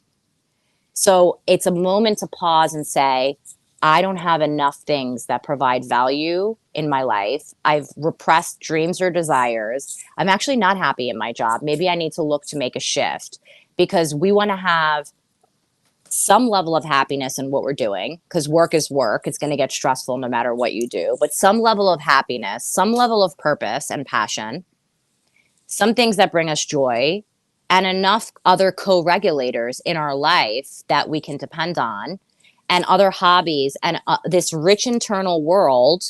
This is interdependence, right? And this is not enough connection. And a lot of people go from this to this to this to this, or this is like too much. This is codependency, which is not always bad, but this is enmeshment. So let's not even say codependency, enmeshment. Because people who have codependent traits actually have wonderful qualities. It's just there's certain elements that are maladaptive that you need to work on. But again, you're right. A shared mission, talking about what's the long-term goal? What are we working towards? Safety for you and safety for the other partner. It's not just about you feeling safe. It's also about the other partner feeling safe. So I think what would help anxious attachers to feel like maybe that if the partner is a willing participant in being willing to do some of their own work, and honoring that their work may look different than your work, and they may require a little bit of more space to do their work, and you can use that opportunity to build your world a little bit more. Maybe it's an opportunity to recognize, what other things do I have in my life that are giving me joy, calm, playfulness, social engagement, hobbies. What are those things? Do I have them or don't I? Because if you don't, it will get projected onto the partner. Yeah, and as you're doing that, you begin to you become more secure within yourself, because what you're seeking in others is a piece of yourself that you believe is missing somehow, that you're not worthy for love, and so I got to go after this thing and chase this other person so that I can fill this void that's inside of me. But when you start filling that with the other things and you start working on yourself physically, mentally, emotionally, and spiritually, and you're filling each one of those cups daily, now all of a sudden you discover that you have this really just large amount of inner strength. And then your choices for the types of relationships that you might have in the future, they might change. Yeah, that's a like phenomenal point, because the thing is that when you shift your inner neurobiology through, in your inner biology and your inner physiology, and you create more nervous system regulation through having more joyful, calm experiences and co-regulation, then you require different things in a relationship, because you're meeting some of those needs yourself, and you're Right. building a connection with yourself, and you are standing in self, as opposed to outsourcing it. You're not outsourcing it. So you're like, I feel kind of good. But here's the thing that typically happens with anxious attachers is that hyper focused, hyper arousal, preoccupation, where the object of their affection becomes feels so much better than everything else that they're doing. So they rather be with their partner than their friends. They rather be with their partner than working out. They rather be with their partner than doing something else, because they feel the safest, or they're basically their system has gotten activated, and in order to self-soothe, they're utilizing their partner to self-soothe. But here's my advice: if you keep cultivating these other things, they will become joyful and blissful for you. At first you'll feel like you're going through the motions and that you are just kind of doing it, but I promise you, if you And keep then that doing it. discomfort of being with yourself is like, oh, I don't like this. And then you can really recognize, oh, this is what I was running away from. I was Yeah. looking for them to fix that part in me. I was looking for them to provide me the love that I wasn't giving myself. To have this internal experiential experience of actually giving yourself love is a somatic modality that I utilize, and it's IFS. And again, it's an allowing, not a doing. And what ends up happening is that if a client comes into session and they want to learn more about how to regulate their nervous system and how to feel less activated, it's basically learning how to work with your own body and learning how to get comfortable with the uncomfortable and allowing me to hold it with them and slowly feel safer in their own body, so that, and understanding what is it that you're trying to get, what need are you trying to get met that you're not meeting yourself, because we're wired for connection, so that's understandable. Of course you're going to want a romantic partner in love, but if it's not in an interdependent fashion, then you're outsourcing. And so it's like, I have had this experience with clients where it's this focus, mindfulness, internal journey. That's what brain spotting and IFS is. And you work with these different parts of yourself. And this experience of your core self, which is your higher self, connected to your heart, whatever you want to call it, is this inherently healthy part of yourself that has reservoirs of wisdom and healing that everybody has. It's just about getting in touch with that core self. All these other parts block it. And so when we get to ask if those parts would just step back for a second, we're not asking them to go anywhere because they've been playing this role for a very long time. But we want to really be in touch with core self. And the more access we have with the core of us, which is the true being of us, which Yeah. is, It's your authenticity. it's really being authentic and like Yeah. connected to, what would I be without fear? What would I be if this anxious part stepped back? I'd be more playful. I'd be more spontaneous. I'd be more easygoing. I wouldn't, maybe obsess as much. I would feel safer in my own body. And so the goal is to kind of get you there, but we want to have this sort of inner experience. And I had it. I did it with my own therapist, and it's profound.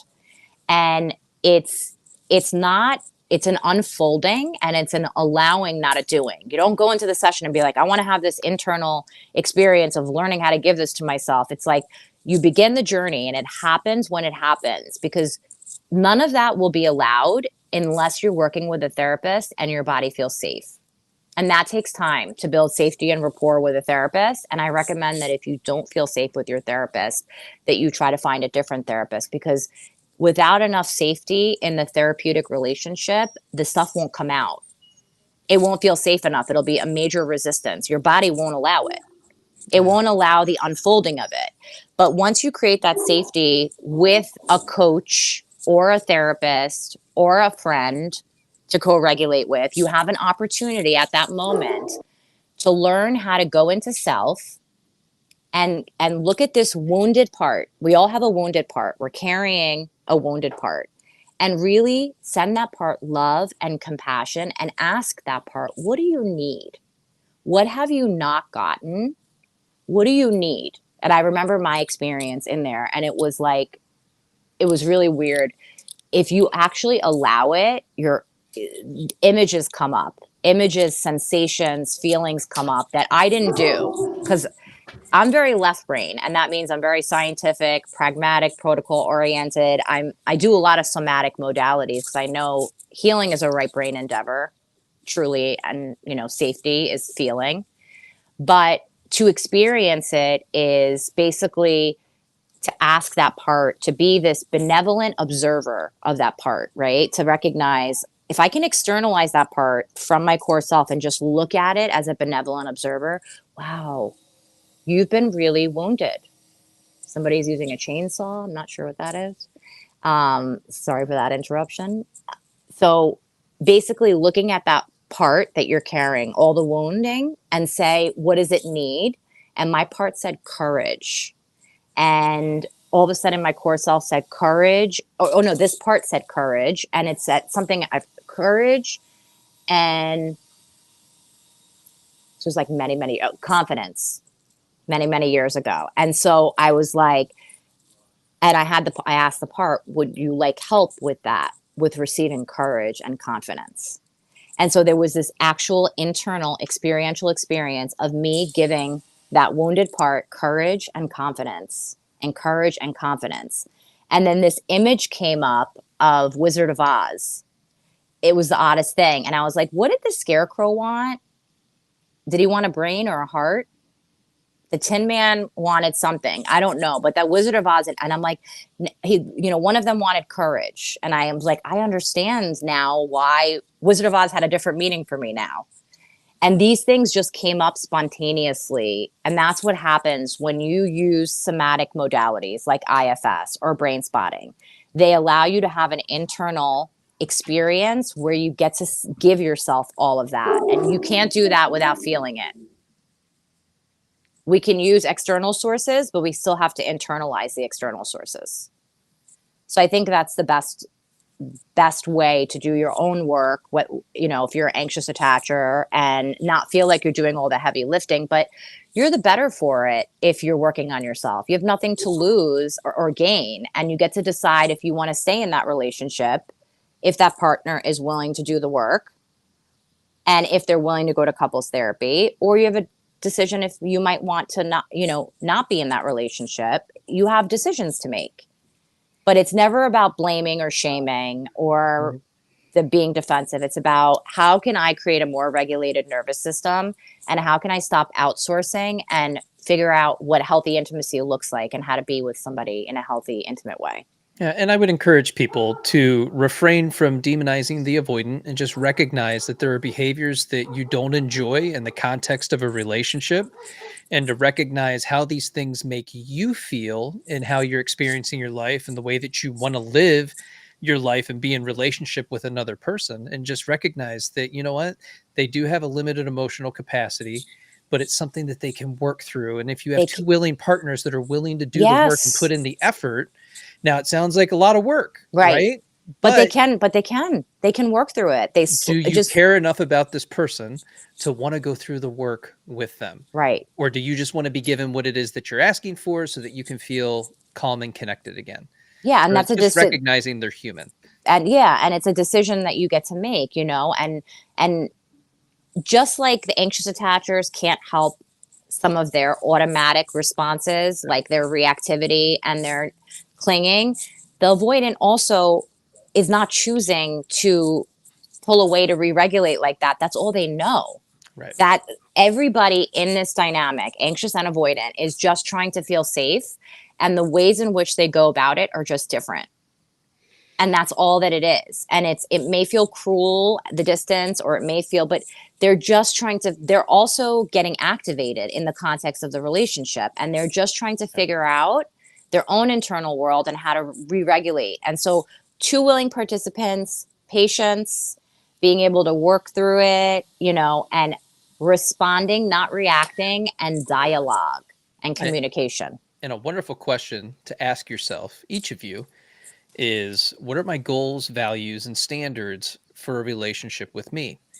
And within that, you'll find some of your boundaries, your relationship boundaries. And when you learn to acknowledge and honor those boundaries in the context of that relationship, you begin to realize how powerful you actually are and how much of the cards you hold within the relationship. So when somebody bumps up against your stuff, you're like, yeah, you know what?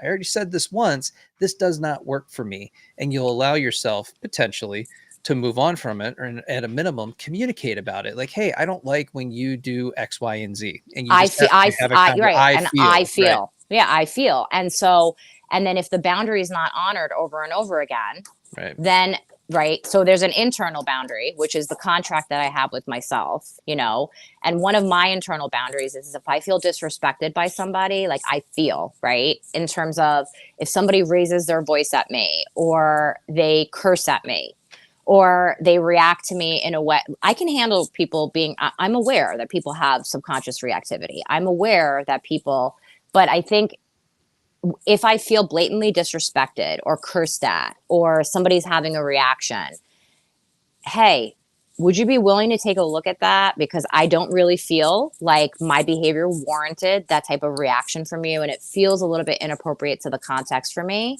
And I feel disrespected.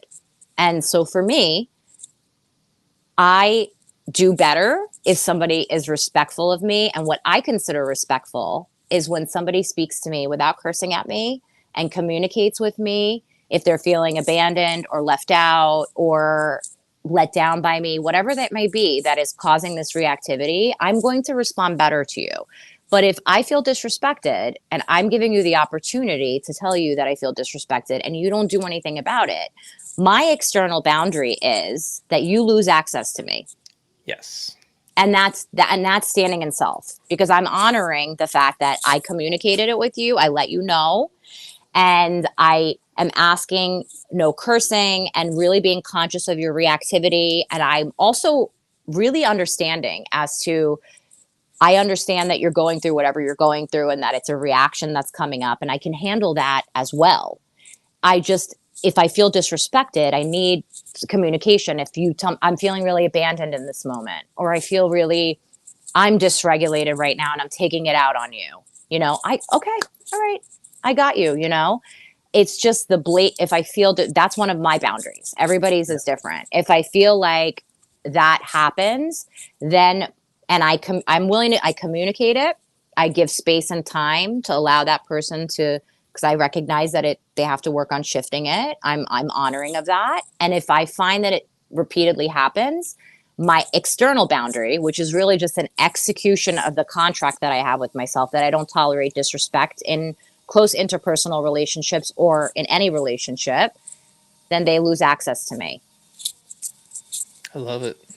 I just stick to, I just, that, and that's standing in self, and I'm not going to budge. I'm understanding, I'm open, I can understand all different points of view, but that's a boundary for me. And Yeah. I stand firm in that. And The everybody's allowed to have that. the biggest issue is that acknowledgement that, yeah, you know what, you lose access to me because I'm not going to tolerate poor relationship behaviors. And that sounds a little firm, but you have to be firm in your boundaries for what you want from that relationship, from what you and Yes. how you expect to be treated, because no one else is going to advocate for you. So you have to do that. Exactly. And I spent a lot of years, I've been in therapy myself, and I'm very open about it because I feel like every good therapist should have a therapist, for probably 15 years on and off, with some of the most brilliant, mentors and teachers. And I'm always learning. And I feel that, doing my own work helps. I always want to be a couple of steps ahead of my own wounds so that I can be of maximum service and benefit to somebody.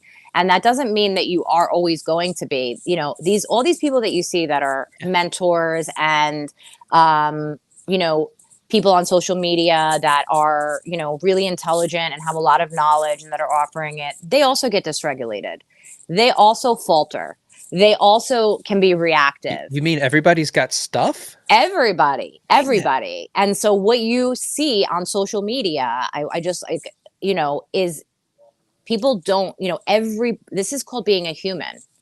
And humans have to deal with three important things. And that is, we're all going to have to deal with pain. Nobody comes out unscathed. Suffering's optional, right? It Because is. and that's that work, that inner physiology, creating a more regulated nervous system.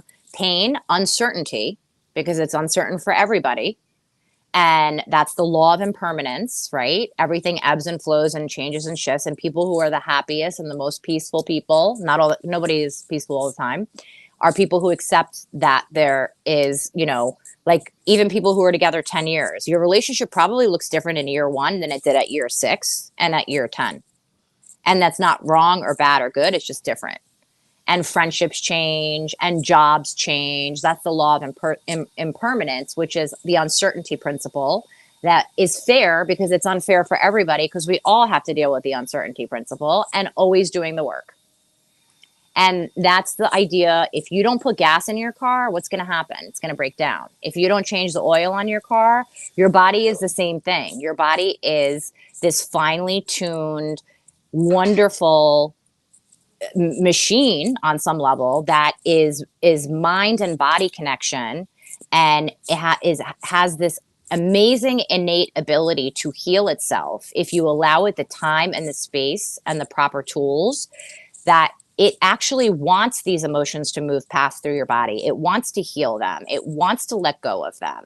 And so always doing the work is not this daunting task, because we have to reframe it. Always doing the work is like, if I don't clean my house or maintain my household, it's going to be unmanageable. I'm not going to be able to do it. So cleaning the house is hard, but leaving it dirty is much harder. Working out is hard, but not working out is much harder.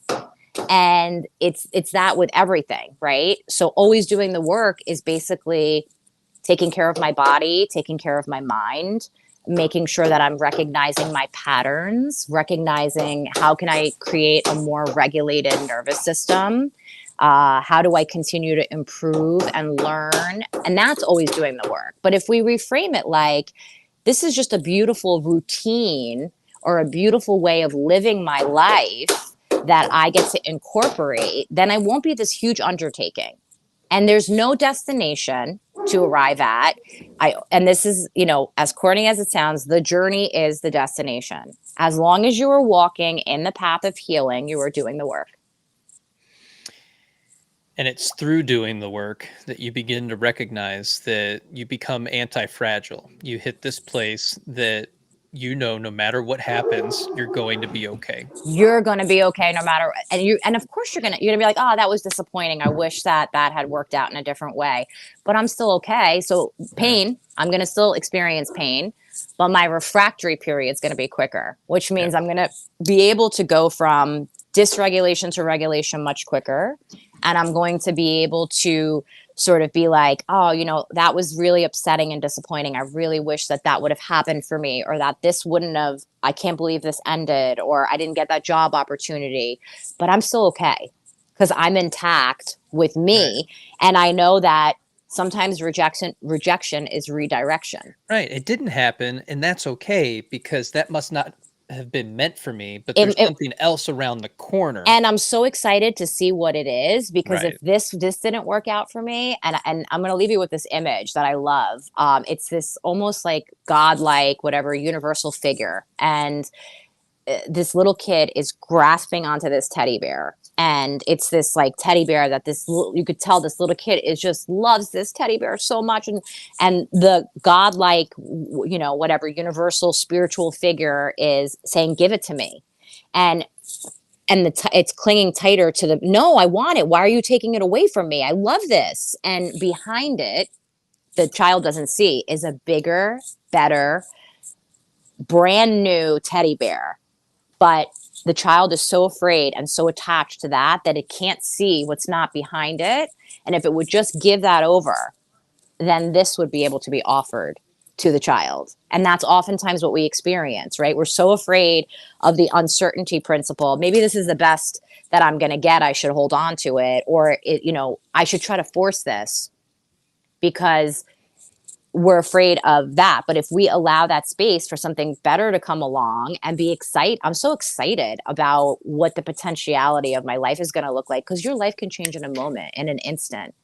You can turn around, I don't know, on the line in the grocery store and say hi to somebody, and all of a sudden it's, a new friend, or like, look at how we became close. We don't know how life is going to, and looking at it as more exciting, that the things that are meant for me are always going to be drawn to me. My tribe is going to be drawn to me, and I'm going to have the experiences that I need to have for the evolution of my consciousness to eventually land me where I need to be with the right people. Yeah. So stop stopping yourself from experiencing your own potential. Stop that. Stop that. And Esin. allow. Yeah. No, I agree. Allow and surrender to the flow of the universe, and let yourself get into more of a flow state.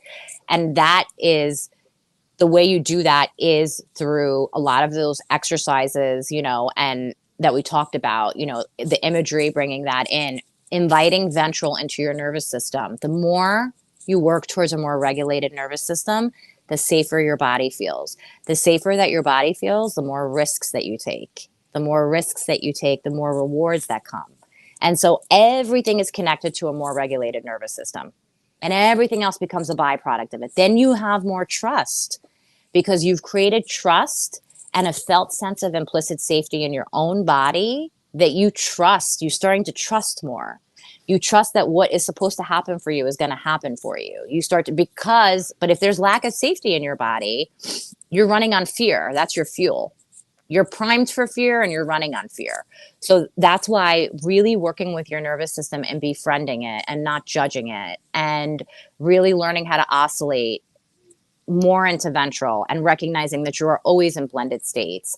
That is what is going to create you to feel safer in your own body. And when you feel safer in your own body, again, you're more socially engaged, which you create more opportunity because you're socially engaged, and you are more open and you are more trusting because you feel safe in your own body. We have to create a felt sense of implicit safety in our body. So would you say you just became a manifesting generator?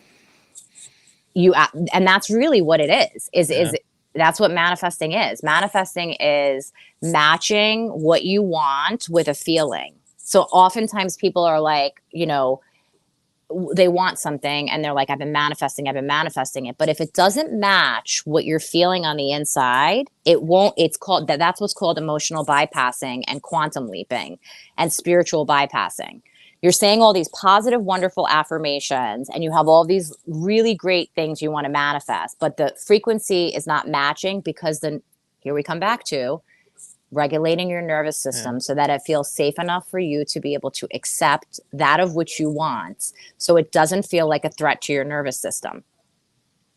And then you have to feel that, right? And that's what creates real manifesting, is the embodiment of that, to actually embody something. And you're learning how to do that by bringing in these experiences sensationally into your body through that imagery. It's teaching you how to learn how to feel differently.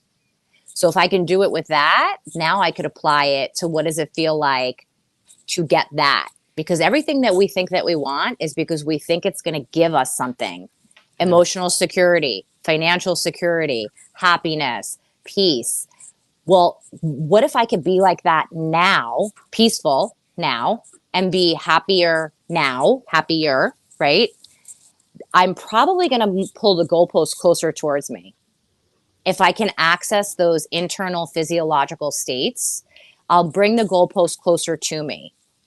And I understand, and I'm very sensitive to lack of resources and lack of all those things, but there's a lot of stuff that's available to us that's free, right?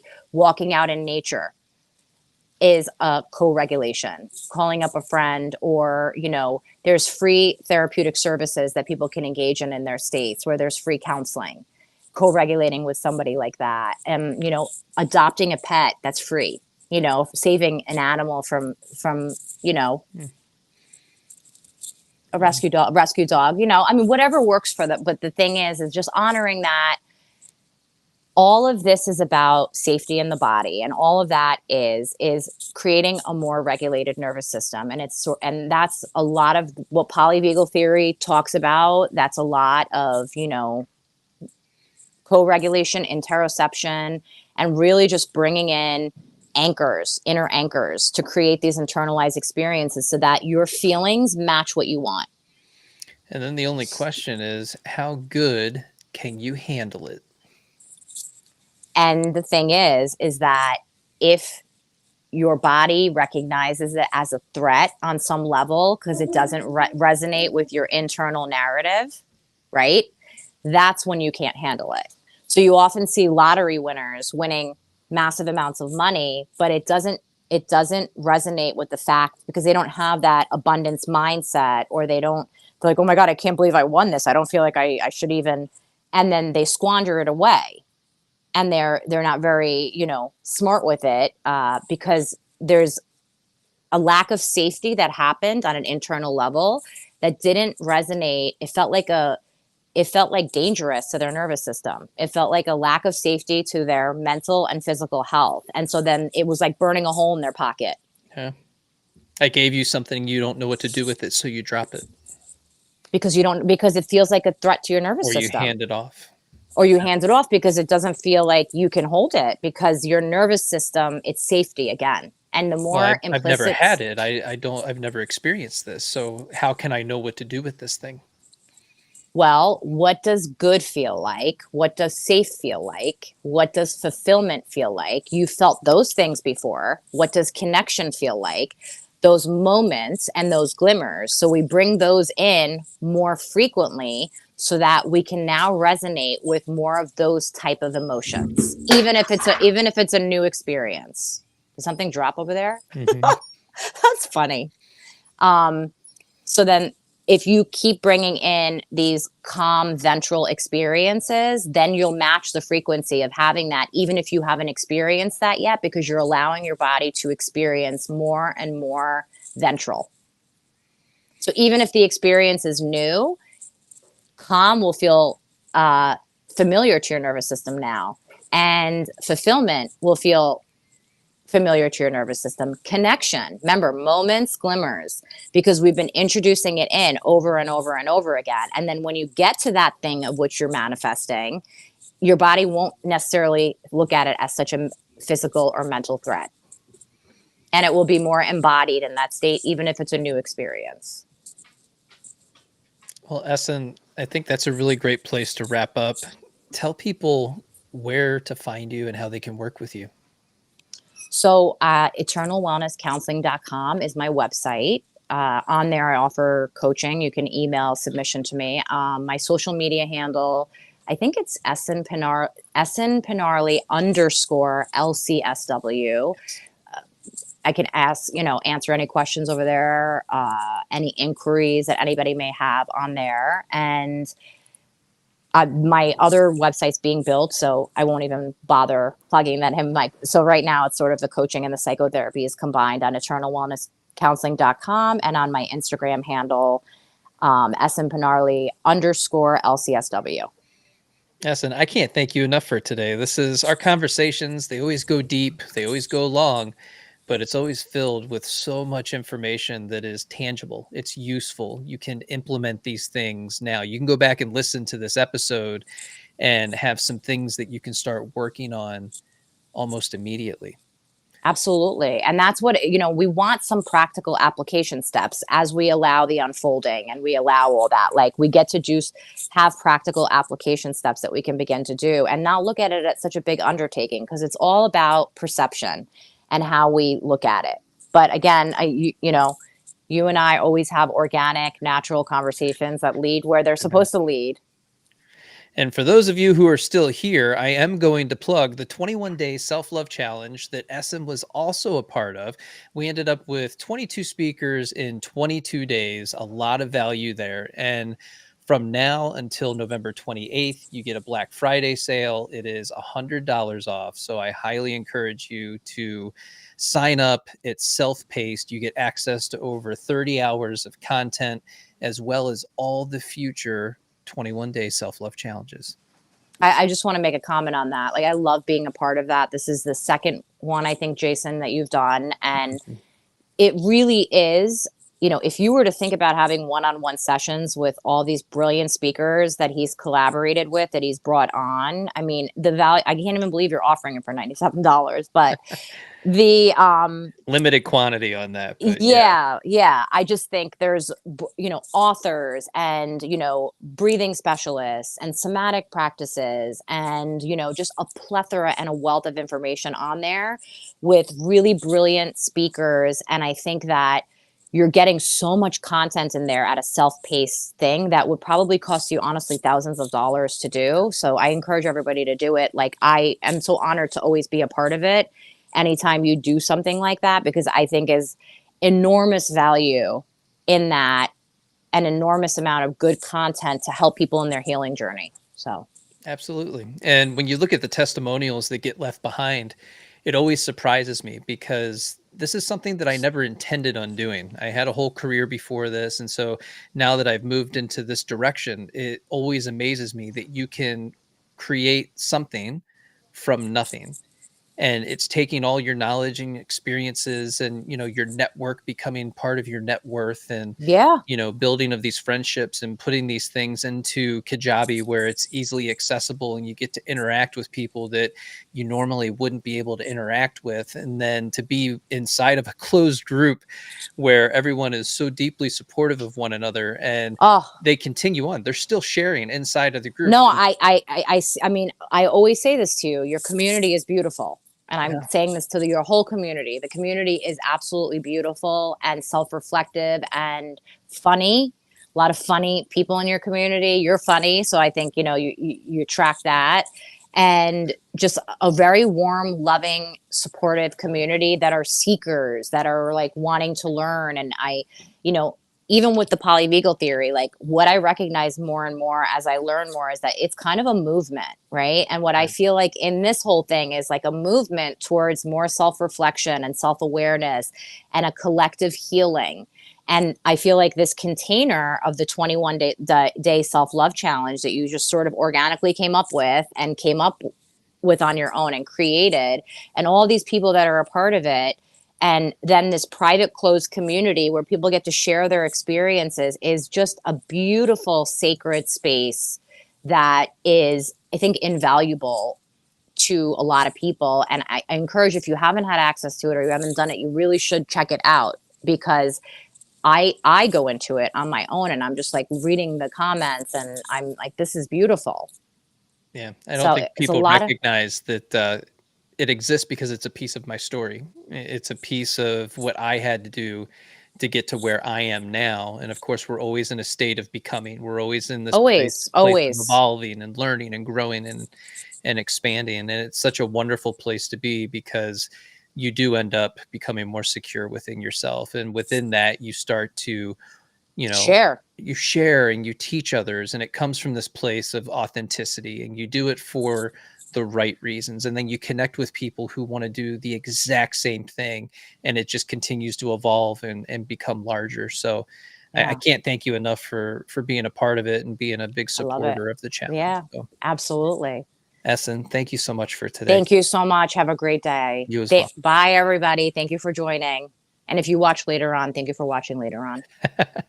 Bye. Have a great